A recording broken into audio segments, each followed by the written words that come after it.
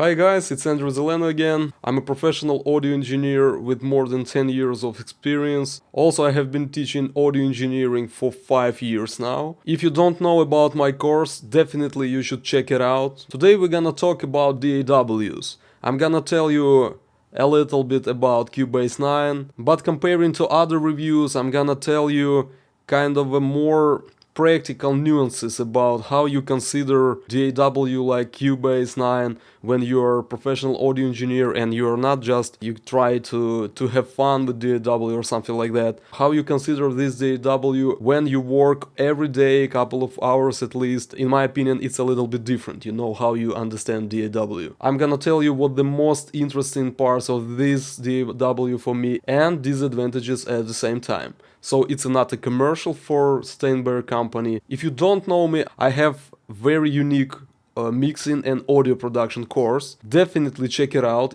I believe my course is very unique just because of our course cover everything in audio engineering, and we checking your homeworks comparing to the best songs ever. And I don't record any videos. You attend my course in real time, and it's pretty long, so every time I need to convince you that you really do progress. So this is why my students very appreciate this course, just because of they really see the progress. And right now among my students I have guys from the US, the UK, Canada, Australia, Europe, Eastern Europe, Africa, Middle East, South America, India, Russia, so almost every region on the planet. I just gonna offer you 3 things. These 3 videos can really help you. It can be just very big help for you, but also it shows you how our course works. So I put links in the description, so definitely check those videos out as well. There is a video how I check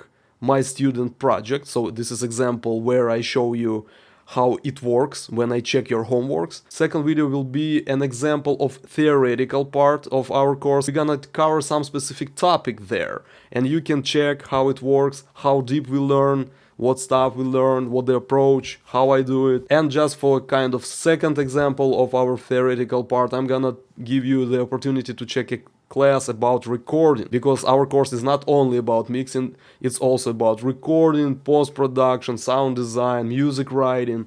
So typically I got just a huge amount of questions about my course from you guys, and let's say half people ask me a question something like that: I'm interested in audio engineering, I want to learn how to write music, how to make audio on the top professional level, and this course is definitely for you. Also, I got second type of questions, kind of I'm a professional musician or a professional audio engineer with kind of 8-10 years of experience, but I'm still struggling with audio production, with quality. I'm still not there when I wanted to be, and this is second type of people on my course, and it's definitely for you as well. So this course has absolutely good crafted structure, system of teaching, and it's suitable for everybody. So check it out. Kind of 15 years ago, I started with a Cubase VSTi, absolutely unique design, you know, kind of vintage DAW. I instantly found the next version and I went to Cubase SX. And I've written kind of a 300 beats, songs. I mixed a lot. It was something about this program. It was just big inspiration for me. Steinberg company, it's a big name in audio industry right now. Cubase DAW is one of big 3, and probably one of the most famous versions of Cubase. It was SX3 and Cubase 5. As you can see right now, I'm recording audio. I'm gonna show you evolution of this DAW and pros and cons as well. I have been working on Pro Tools, on Edit Pro a lot of years. I have been using Cubase 5 a lot, but then I went to Cubase 8, and right now I'm the owner of Cubase 9. First thing, what you can do over here, you can check presets, kind of templates, and it's all bullshit. You really don't need it. The only thing how you really learn audio engineering when you prepare everything on your own. Just go to more and you choose empty. and you open the main workspace. Right now you can see everything on one screen. Instead of opening a mixer all the time, right now you can have a mixer over here. So for example, we have a couple of tracks here, and we have, as you can see, 6 tracks. So over here we have faders, we have inserts if you want to put some plugins over here, and synths. It's cool. At the same time, you can go with typical way when you have big open workspace, when you edit or you record something, or you are concentrated on writing some beat. If you write electronic music or hip-hop beats, if you record rock music, metal music, you can concentrate just on editing. I have a couple of suggestions on editing my own way. How I do it: I put my 3 fingers on my keyboard, 1, 3 and 5. Under 1 we have a typical cursor.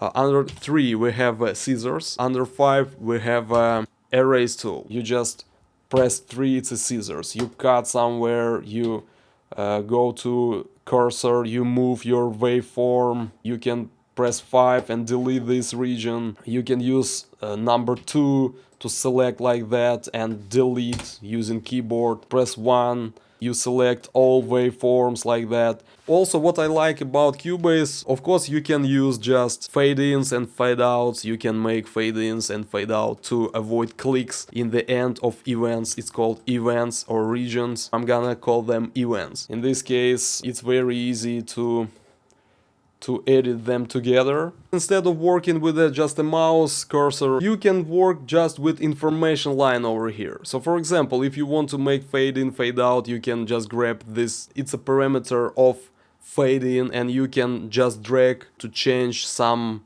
values here. Longer, fade in, shorter, fade in. It would be applied for every event selected. It's cool, and you can do the same with fade outs.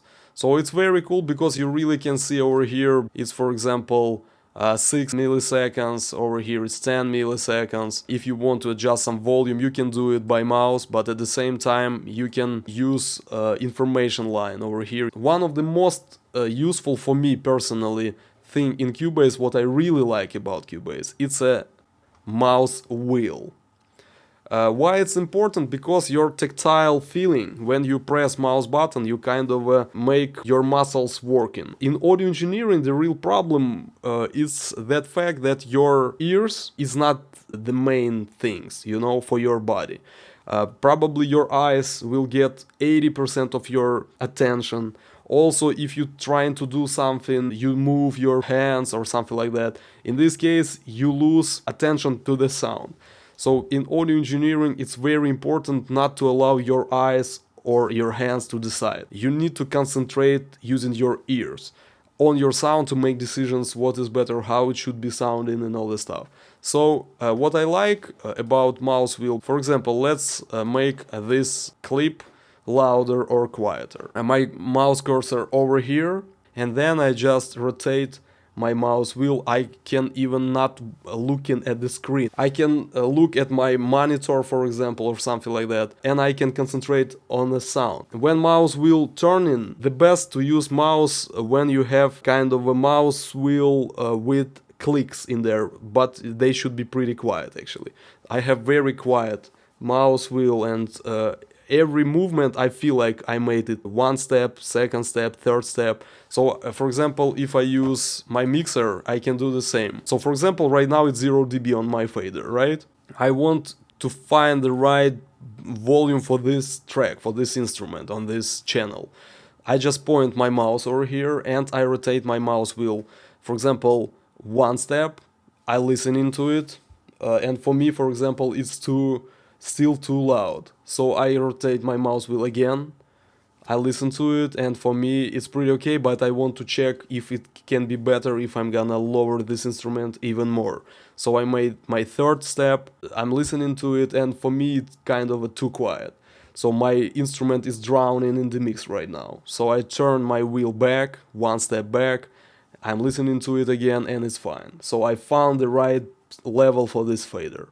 and I didn't look at my screen at all, right? I was more concentrating on the sound instead of trying to figure out by my eyes. And your eyes, they're your enemies, because you know, sometimes very cool design of your DAW or some plugins can give you idea that it sounds awesome, but it can be sounding like a so, you know, but it looks like cool just because of it looks cool. But it can be sounding pretty bad. So try to avoid cool pictures in front of your eyes. That's why sometimes people prefer to use MIDI controllers, right? Or use analog consoles instead of having big screen in front of your eyes, and it can be pretty annoying. You know, you kind of an operator of a DAW instead of being audio engineer, because audio engineer cares about audio. That's it, right? For me, it's very valuable to use my mouse wheel. Let me reopen my project. I'm gonna show you one interesting thing. So when I start new project, file, new project, over here, as you can see, I have empty option. When I open empty, I don't like empty. Why? Because it was set up by default. That way I don't like. So for example, what I really don't like, if I have, for example, a couple of tracks over here, no matter if it's instrument tracks or it's audio tracks, whatever. If I go to a mixer, so over here I open a mixer, as you can see, mixer looks pretty okay, but what I like, when you can see inserts, synths and faders at the same time. The same like on the big SSL consoles, when you have preamps, dynamics section, EQ section, synths, small fader and big fader. So everything in front of your eyes, and you can concentrate on your work instead of trying to jump back and forth to inserts, like over here, inserts, channel strip over here. I need to close it because my screen is not too big. I need to open my synths again, inserts. So instead, I prefer to have inserts and synths all the time in front of my eyes. New Steinberg stuff, they decided to do it in this way. For example, you can put some plugin here, right? And when you put plugin, this DAW automatically provides you this second slot in inserts area to put additional plugin. So for example, you put additional plugin, I don't mean the same plugin, I mean any other plugin, EQ, effects or whatever. And it gives you additional slot. And again and again. I personally don't like this idea because for me, for professional audio engineer, it's not like for fun, right? For me, it's very important to be concentrating on the workflow, not on some random stuff going on in front of my eyes. Just because I have more and more plugins, my screen can be changing. My mixer can be looking differently. I prefer to have fixed looking mixer. To do that, you can go to rec settings over here and you just press fixed number of slots. So as you can see right now I have full 8 slots. First 6 slots of inserts, it's a before fader, and you have awesome option. You have 2 additional slots after fader. So as you understand, if you work with dynamics processors like compressor, it really matters. If you change the level on your fader and you put a compressor in 7th or 8th slot, input level for the compressor can be changed, and this way your compressor behaves a little bit differently. It's obvious. So you have this opportunity. Pretty cool. I really, for example, don't use things like channel strip, so it's just wasting my space in front of my eyes. Also, I don't use internal EQ.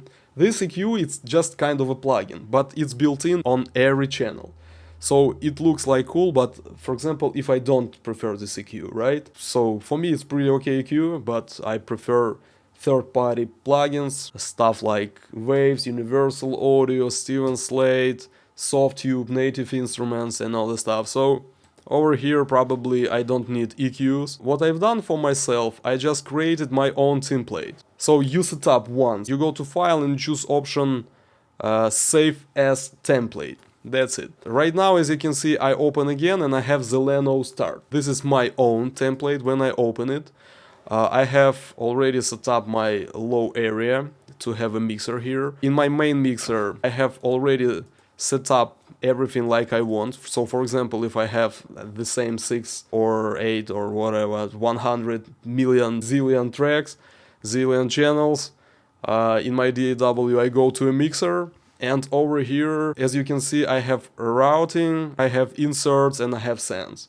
That's it. Route my track to some buses, or for example, I can make one channel as just a sidechain, making it silent, right? So I can, for example, choose no bus over here. Also, you can do a lot of stuff just in the mixer. So for example, if you want to combine faders together, you just press over here quick link, and you can just lower faders here, making faders lower together. Then you just turn it off and you can work with individual tracks again. For example, my second track is a vocal and I want to apply some reverb, but I want to put my reverb plugin on the aux bus, so I just press right mouse button here and I just choose add effects channel to audio 2. I just press it, I choose configuration, so it's a reverb. Reverb should be a stereo plugin. Then I press add track and I have my aux. In Sense, I already have little send with a 0 dB, so right now I can adjust it quieter or louder, or I just can work with my fader of my aux with no problem. So it's very easy, very fast, really like that. Also, I can copy plugins, just press Alt, move it over here, but always consider what kind of channels you have and what kind of format of your plugin. So never put mono plugins on stereo channels, for example. Also on the left side in modern Cubase is visibility options, so you can hide some channels if you don't want to look at them right now or something like that. You can use zones, so my master channel is always master bus always on the right side, so I put my stereo out over here so I can achieve that using zones. By the way, it's very easy to combine tracks and you can use VCA faders for these channels. So for example, if my audio 4, audio 5 and 6 is drums and I want to control their level or write automation for them just using one fader, I just can combine them. I can select all three and then I press right mouse button and I choose add VCA faders to selected channels. So I press it and right now, as you can see, my green fader controls all three faders here. For me it's very valuable. It's like center section of big SSL console where you have 8 VCA faders. So you can recreate the same workflow here. Also, if you really forget how your kick looks like, you can choose over here a picture. You look at this picture and you say, okay, I remember how it looks like, you know. Electronic music like samplers, drum machines, guitar strings, over here flying V or something like that. So you can decide. It's not important. What I really right now gonna do, I'm gonna tell you about important stuff when it's really important for the real workflow. You know, when it's your job, when you mix something, you work hard every day. So there is some very valuable functions. But at the same time, Cubase made absolutely a lot different, not that important functions, and sometimes important functions can suffer from additional new kind of cool functions, commands or something like that. When I started to use Cubase 8, I was really angry because some very important functions disappeared, or it could take longer time, some typical functions. It looks like Steinberg company right now has new generation of engineers. Maybe they never worked in professional industry and they really didn't know what's the most important. When you mix, the most probably important is to make A/B comparisons. Even when you kind of put some compressor on your instrument, right? So I put my first compressor and for example I want to have something additional. For example, LA2A from Softube. It's actually a Native Instruments plugin, but Softube made this plugin for them. By the way, in this plugin we have a very funny mistake because look, over here we have on the scale -1, -2, -5, -5 again. So for me it's pretty strange because probably they had team of testers and nobody didn't notice this problem, right? It's not a problem, it's absolutely no problem here, but pretty funny. So -5 and -5. When you trying to compare two compressors, for example, you set up first one, you decided to go with something like medium attack, short release, you adjusted input and output because this is compressor with a fixed threshold. So you decide how many decibels you compress using input level. Right, so for example, you compress by 5 dB or something like that. For example, you decided to use or not to use kind of a noise. They recreated this noise from an input transformer of a real 11E76. So you can turn it off, or you can use 60 Hz, 50 Hz. If you kind of play in the game, it's kind of a real compressor, but on your computer. So anyway, you set up it. You've done the same over here. By the way, one suggestion about LA2A from Softube: they have very slow moving arrow. It's not that sensitive. If you want, for example, to compress by 5 dB, make it by 3 dB. So you set up everything, and then you need to compare. Very important, by the way, when you do this kind of comparisons, always look at the same point.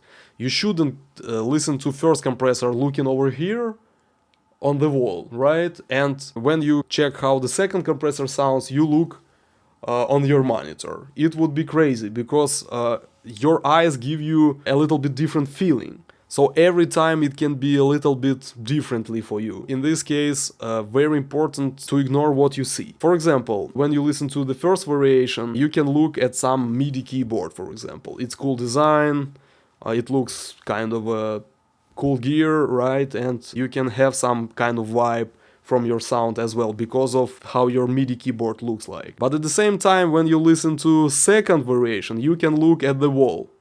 And on the wall can be a fly. And you killed it. You know, and right now this fly just squeezed. So when you listen to the second variation and you're looking at this fly, it can be just, you know, not that professional sounding, you know. So probably you would choose the first variation. And that's it. So always ignore your visual picture. You should do it very fast. You need to bypass the second plugin and you need to turn the first plugin on. You listen into some part. By the way, never compare variations like your song kind of from beginning to the end and comparing this one or this one, this one or this one. Everybody on the internet does in this way, and it's bullshit. Never do that, because every word, every note can be sounding a little bit differently. You really don't know if you really hear the difference between your plugins or your processing or something like that, or it just played like that. So instead you need to choose some specific part. You press play, you listen into the first variation, you press stop, change settings, you press play again, and it should play the same pattern. Only in this way you can really decide on your sound. As you can see, I can do it pretty fast, right? So I need to press over here, over here, over here, over here. The faster you do, the better you remember your previous sound.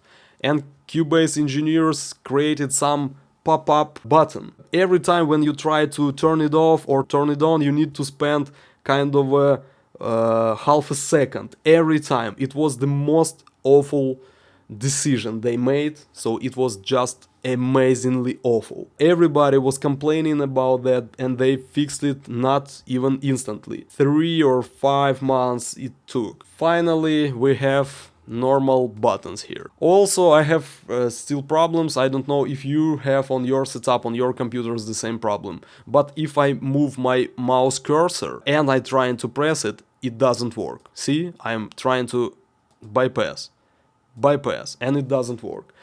I need to stop my mouse cursor fully, and only then I need to press it. And only in this way it works. When you in real situation, you need to make it faster on the fly, you know. You need to turn it on, you need to turn it off, even moving mouse, because you try to work as fast as you can to help you concentrate on the sound. Hope Steinberg company finally can fix this problem. Let me tell you one interesting thing about design of Cubase. First of all, as you can see in Cubase 5, you had pretty bright screen. You always needed to kind of open your mixer fully. You didn't have the opportunity to see inserts and sends at the same time. Right now it's much more convenient. As you can see, I can see everything over here. It's very cool that we have pretty dark, because your eyes couldn't be tired that fast. It's very important probably for guys who really spend a lot of hours in one project during the night, for example. Among us, a lot of people who work at night, right? When you don't need to look at something very bright at night. I'm gonna create audio track, it's gonna be mono track, and I'm recording my voice over here. So let's do this. 1 2 1 2 1 2 3 4 5 1 2 1 2. Before it was white background and black audio waveform. I create a container, I call them container, and I can open MIDI editor. So as you can see right now, it's darker as well, dark, and as always red notes. Also I really like to use this kind of insert area, and the coolest part for me personally, that you can point it out using your mouse cursor over here. It's kind of your fader, and you can turn your mouse wheel like your fader. You can turn a lot of plugins off. You just press insert and you turn all plugins off. Okay, next thing about Cubase 9, it's a history. When you press undo redo, you always change what you did in your main workspace. If you edit your audio waveform, or it was just notes in MIDI editor or something like that. But if you change the level, it was impossible to go back to previous level. Right now, as you can see, we have history. Before, after, before, after. So it's cool. And as you can see right now, we have a problem. Very annoying bug for me in Cubase 9. For example, I want to check 3 level for my instrument. It can be possible in real situation, of course. So, for example, it would be my first level. This would be my second level. So as you can see, I change it. And third level, as you can see, I didn't get any third option. So I have only 2 options instead of 3. So let me show you again. For example, I'm working on my first audio 1 channel. This is my first level, second level, and third level. And where is my 3 options? Steinberg. I have only 1 option here. It's pretty bad. So fix it. Okay, let's go further. They give you the opportunity to have everything on one screen. So for example, let's record the second file, 9875. So as you can see, I have 2 audio waveforms here. Also, for example, I can have my additional instrument. For example, this is piano, this is my synthesizer. My synthesizer plays chords, for example. It's very easy, you should just know chords. We learned this stuff on my course as well, by the way. So anyway, we have notes, we have chords. Look how it works. I just select, I call them MIDI containers. I select it, and over here I have my notes. I can write something else, I can put additional notes here, can change my velocity here, and I just press my second instrument, and automatically I have the opportunity to work with this one. So it's very fast, it just speeds up your workflow, it's cool. The same, I just press audio waveform and I have sample editor over here. You have new function like sampler control. You can put in there, for example, some sample. You can make from the sample kind of an instrument. For example, it was just note C. You drop a note C over here, and then you can make it like D, F. Of course, it's pitch correction. It will not be sounding absolutely great like well-recorded instrument. It's like sampling. We know shortcomings of sampling. Also, we have chord paths. If you're not that familiar with chords, you can have different opportunities here. In MIDI editor, we also have a couple of things that I like. So, for example, I like the idea that I can move my notes octave higher. I can use this button to move my notes instead of trying to keep my mouse cursor tight, aiming in the right note. You can select your chord and Cubase automatically will show you what chord it is. So it's a major chord, right? So for example, you can make suspended 4, for example, and it's automatically suspended 4. You can use this thing even for writing. Right now, let's write a chord. Of course, I personally use mouse, and because I know chords, I can play MIDI keyboard. If you want to make it by your hands and you want to be very fast, you just choose type of chord over here. You choose major 7 and you just write only 1 note, and it will be automatically 4 notes, so not bad. So as you can see, I'm more cared about speed of work, because you know, after a couple of years, like 5-10 years of working, you know, it's very boring to do the same, and when it takes too long. I want to emphasize, there is no the best DAW. Everybody just considers what suits for you, you know, you need to try it out. You need to ask yourself how you feel. And the most important, if it really inspires you. If you say something like, right now I have some spare time, it's so great, I'm gonna jump in my DAW and I'm gonna write or mix something. So in this case you say, this is DAW for you. Bounce MIDI notes in audio. It's very important to have the opportunity to make it fast. Before it was like that. So for example, this is my instrument track. For example, I choose some piano, a container over here. I just press P, so I put my left and right locators over here. I press circle mode to play it again and again. I double click over here, press Control, and I turn my wheel to zoom in and zoom out. And for example, right now I want to bounce in my project this audio waveform. In previous version it was like that. I go to File, Export and Audio Mixdown. Over here I need to decide what the source. I can check this line. I need to choose my format here. I need to decide if it's real-time export. I need to check these two options to put my audio waveform in my project after mixdown. I need to consider and do it all the time, so it takes a lot of time here. So instead, right now we have this awesome function, select some event here. You go to edit, render in place. For the first time you should go over here to check settings you want. Next time you just go over here, edit, and you just render in place and render. Can be 3 different virtual instruments. You just can select all of them. And it's done. Right now, let me tell you one interesting thing. It will be about automation. Your music should be alive. You need to move your faders, you need to change effects, settings on your plugins. At least your vocal should be sitting in the mix, so you kind of consider every note separately, trying to figure out if your vocal too loud or too quiet. If it's too loud, better sounding, but your vocal will be jumping out of your mix. If your vocal too low, it will be drowning in the mix and it will not be sounding like a star of your mix. In my opinion, this is the worst part of Cubase. Cubase designers, check it out. Probably the best automation for me is Pro Tools. You shouldn't open any additional kind of bar underneath. You can do it in Pro Tools, but you can write volume just over here. You can write this volume as well actually, but it will be just adjustments for your audio waveform before it reaches even insert section. So it's not the same. I need to open this automation bar. For example, if I want to lower my first note, I need to put 4 points, I need to select middle points, and I can turn my mouse wheel over here, making this note louder or quieter.